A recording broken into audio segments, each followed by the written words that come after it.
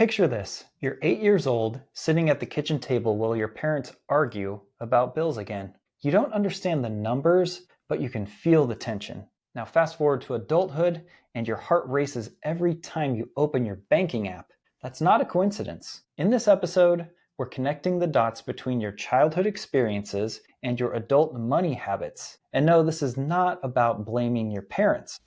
Welcome to your Money on Easy mode with Damien.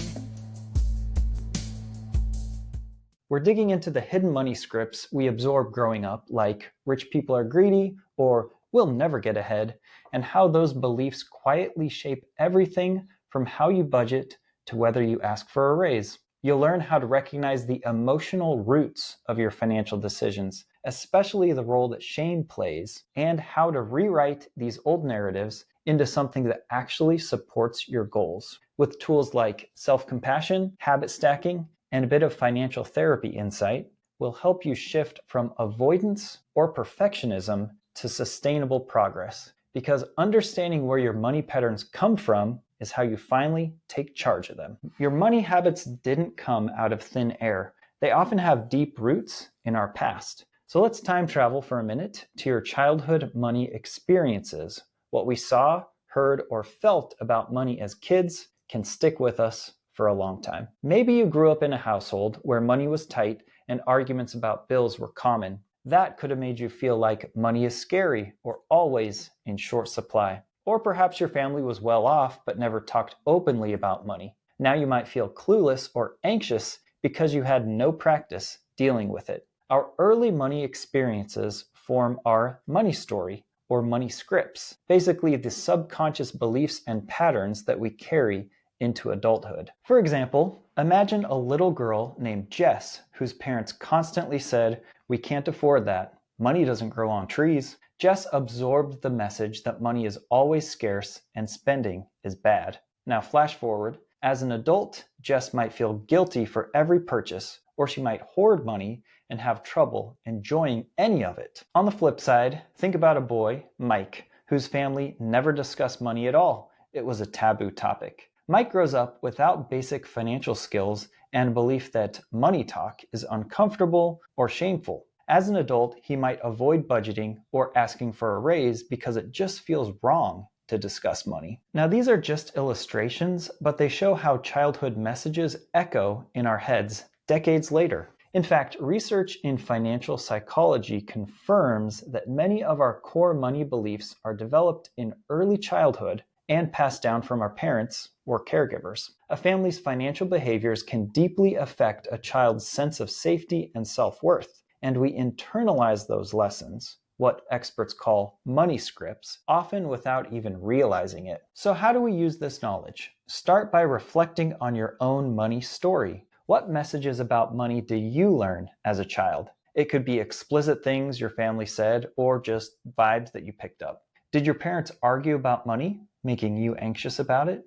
Did they equate money with success or with evil? Was it a source of joy or totally hush-hush? No judgment here. It's just about understanding, not blaming. Practice a bit of self-compassion as you do this. Honor the financial experiences that have shaped your relationship with money. You went through whatever you went through, and it influenced you, and that's okay. Once you've identified some of your early money beliefs or memories, you can decide what still serves you and what doesn't. Maybe your parents taught you a great habit, like always saving a portion of your paycheck. You might be thankful, and you carry that on. But maybe they also had a belief like rich people are greedy or we're just not the kind of people who get ahead financially. If you find an old belief like that rattling around in your mind, ask yourself if it's really true for you today. This is the work of rewriting your money story. You can literally rewrite it. Take that limiting belief and flip it. For instance, you might realize you subconsciously believe, "I'll always be bad with money," perhaps because no one taught you and you made some mistakes early on. You can challenge that. Am I really destined to be bad with money? Or is it a skill that I can learn? Replace it with a more empowering script, like I'm capable of managing my finances and I'm learning to do it better every day. Sounds a bit like an affirmation, I know, but these reframes matter. You are not only the protagonist of your money story, you are the author. You get to edit the script. Keep in mind, this isn't an overnight thing. We're basically talking about a gentle personal therapy exercise, but it can lead to real behavior change. For example, if you grew up hearing money is the root of all evil, you might unconsciously push money away or feel undeserving of it. Rewriting that belief to something like money is a tool that can be used for good could open you up to making healthier financial choices, maybe pursuing a better paying job without guilt, or investing your money in causes that you care about. If you always thought talking about money is shameful, you might rewrite it to talking about money can be positive and help me learn. Then you might start having those important money conversations with friends, a partner, or a financial planner instead of holding it all in. Quick question. If someone handed you $10,000 right now, would you know exactly what to do with it? Honestly, most people don't. And that uncertainty, well, that can cost you big time. So that's why I created something free just for you. Yes, Free. And that is my Easy Mode Money Ladder. The Easy Mode Money Ladder is a simple step-by-step guide to help you figure out exactly what to do with your money and when. This is not a boring budget worksheet. This is a no fluff guide that tells you exactly when to build your emergency fund, how much to put in it, the best way to crush your debt, and the steps you need to take, which aren't that complicated, to start growing real long-term wealth. All of this one simple step at a time. No matter where you are in your money journey, this guide is for you. It will help you plan your next money move with confidence. And did I mention that it's free? Yep, totally free and will always be free. If you want this guide, and I think you should, then go to my show notes and click on the link to my Stan store. That's simply my internet storefront where I give away this guide for free. Download it, follow it, and let's put your money on easy mode. Now, back to the show. If your chest tightens when your bank balance dips, that might be based on an old fear, not your current reality. Consider how your broader childhood experiences play a role, not just family talks, but also whether you experienced poverty or wealth, and even cultural or community attitudes. Financial trauma is real. Things like growing up in poverty or experiencing a family bankruptcy can leave deep scars that manifest as anxiety or extreme frugality or even financial distrust in adulthood. Conversely, if you grew up in stability, you might have more confidence, which can be good, though overconfidence has its pitfalls too. Reflecting on these links can be enlightening. You might have an aha moment like, oh, that's why I freak out whenever my checking account goes below a certain number. It reminds me of when we had no food in the fridge as a kid. When you identify that, you can start to soothe that old fear with today's reality and conscious practices. For instance, reminding yourself you have an emergency fund now and you're not helpless like you were when you were 8 years old. One more thing.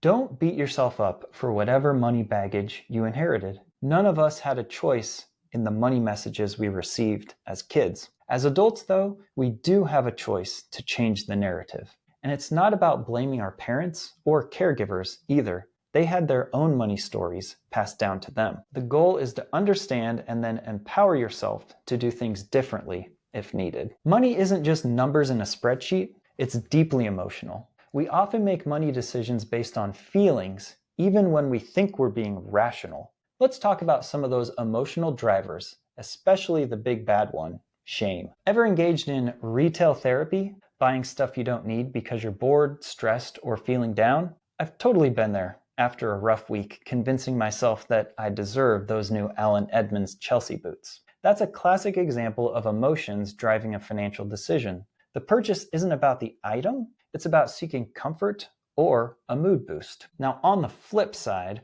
have you ever not done something you knew you should, like not opening a bill, not checking your debt balance, or not investing because of fear or shame? Many of us have done that too. For instance, you might avoid looking at your credit card statement because you're ashamed that you let the balance get so high, and confronting it feels overwhelmingly embarrassing. Or you might shy away from negotiating a salary because deep down you feel you're not worth more. These feelings can silently sabotage our financial lives. Shame in particular is a powerful and sneaky driver. It's that feeling that not only did you do something wrong, but you are wrong. A sense of personal failure or unworthiness. When it comes to money, shame might sound like, I'm terrible with money. I'm so stupid for racking up debt. I'm way behind my peers. I must be a failure. Those thoughts hurt, and they often lead to withdrawal and secrecy. Shame thrives in secrecy. It makes you hide the problem, which usually makes the problem worse over time. For example, feeling shame about debt might keep you from asking for help or even from making a plan to pay it off, which obviously doesn't make the debt go away. Experts say financial anxiety and shame breed isolation. When you keep it all inside, it magnifies. On the other hand, talking about it with a trusted person or professional can start to defuse that shame because you realize you're not the only one and that your situation doesn't make you a bad person. You see, shame doesn't make people better with money. It makes them give up. You don't need more discipline, you need self-compassion. In the personal finance world, there's a tendency to blame and shame. You hear things like, if you have debt, it's 100% your fault, you just weren't disciplined enough. That kind of finger wagging is unfortunately common, but shame is not a great motivator for change. When has feeling like garbage about yourself ever inspired you to do something wonderful for yourself? Lasting change comes from self-compassion and aligning your choices with your values, not from berating yourself. If you feel ashamed and bad, you're actually more likely to say, screw it, and continue harmful behavior, kind of an I give up effect. For instance, someone who feels shame about overspending might cope with that unpleasant feeling by overspending more to get a temporary high and forget the shame creating a vicious cycle. Or you might swing to the other extreme and deprive yourself in a punishing way, which isn't healthy or sustainable either. So one key strategy here is replacing shame with empathy and action. How do we do that? Start by recognizing and naming your emotions around money. When you're about to make a money decision or avoiding one, do a quick feeling check. Are you anxious, scared, guilty, ashamed, angry, sad, or even overly excited? Naming it can actually diminish its power a bit. Okay, I'm feeling really ashamed that I blew my budget this month. Take a breath. Then try to talk to yourself as if you were a supportive friend. What would you tell your friend in that scenario? Probably not, ugh, you suck at life. More like, hey, it's okay. You had a tough month. Let's figure out what happened and how to adjust for next month. That's self-compassion again, and it's amazingly effective at cutting through the shame. Remember, you and your friend are not alone. Financial stumbles are super common. 3 in 4 Americans report feeling stressed about money at least some of the time, so most people can relate. You're not uniquely flawed because you're struggling. Another strategy, open up to someone you trust about your money feelings. I know talking about money feels taboo, but even one confidant can make a difference. It could be your partner, a close friend, or a professional like a financial therapist or counselor. When you share, choose someone non-judgmental. You might be surprised. Your friend might respond with, oh man, same here. I'm also dealing with that. Suddenly, the wall of isolation comes down, and with it, the intensity of shame often comes down too. If the first person you share with isn't helpful or doesn't get it, don't be afraid to choose someone else. Not everyone has earned the right to hear your vulnerable stuff. Pick the friend who is compassionate, not the one who brags about their stock portfolio. Feeling emotional? That's the worst time to make a money decision. Fear says, save everything. Stress says, spend it all. Neither is the right vibe. About those other sneaky emotions, fear and stress often drive what we do or don't do with money. Fear might make you overly conservative, like keeping all your savings in cash because you're afraid of investing, even though rationally you know inflation will eat away at it. Or stress might make you impulsive, like, ugh, I'm so stressed at work, I deserve this expensive vacation now, even if it blows up your credit card. Becoming mindful of these emotional triggers is key. Delay big financial decisions until you're in a balanced state. If you're upset or elated or angry, maybe hold off on clicking buy or sell or invest in that moment. Give yourself a cooling off period. Even 24 hours can help. This is a form of emotional regulation that prevents regrets later. Also consider why you want to buy something or make a financial move. Ask, is this coming from a healthy place or an emotional reaction? There's nothing wrong with spending on yourself. Treating yourself can be emotionally healthy in moderation. We just want it to be a conscious thought rather than a subconscious reaction. For example, if you realize I'm buying this pricey gadget because I'm feeling lonely and I think it'll make me happier, you might then think, maybe what I really need to do is call a friend or go outside and be around people rather than hitting add to cart. Identifying the emotional need and finding a non-monetary way to meet it can save you money and actually address the feeling a lot better. Are you still making minimum payments and getting nowhere on your pile of debt?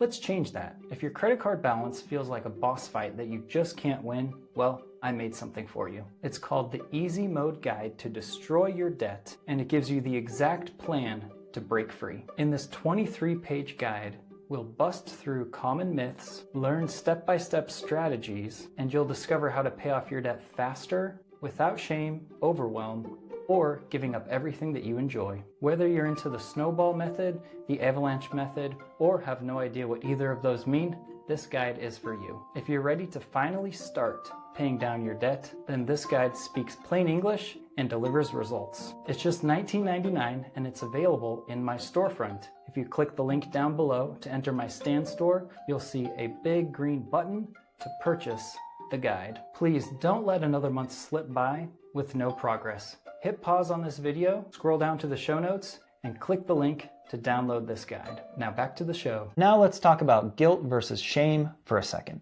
They're related but different. Guilt says, I did something bad. Shame says, I am bad. Guilt can actually be productive if it's handled right. It can nudge you to correct a mistake. Like, I feel guilty I overspent, so I'll return a few items or cut back next month. Shame, however, is usually paralyzing because it attacks your self-worth. If you notice you're feeling guilt, you can flip it into an action. I'll make amends or adjust. Whereas if it's shame, you need self-compassion and perspective to realize that one money mistake does not define you. Your relationship with money didn't start with your first paycheck, it started with your first memories. From the dinner table arguments to the unspoken rules, those early experiences shaped how you think, feel, and act with money today. But here's the powerful part. Just because a money belief started in childhood doesn't mean it has to follow you forever. By noticing your emotional patterns, especially shame, and swapping self-blame with curiosity, you can begin rewriting those old scripts into something way more powerful. Progress starts with awareness, and change sticks when it's grounded in self-compassion. You're not broken. You're learning, growing, and editing your story. Pause today and ask yourself, what money message from childhood is still driving your choices? Write it down, then rewrite it into something that serves the person that you are today. That's your first draft of a new, empowered money story. Until next time, see ya. Thanks for listening to Your Money on Easy Mode. If you enjoyed this episode, then please subscribe and share it with a friend.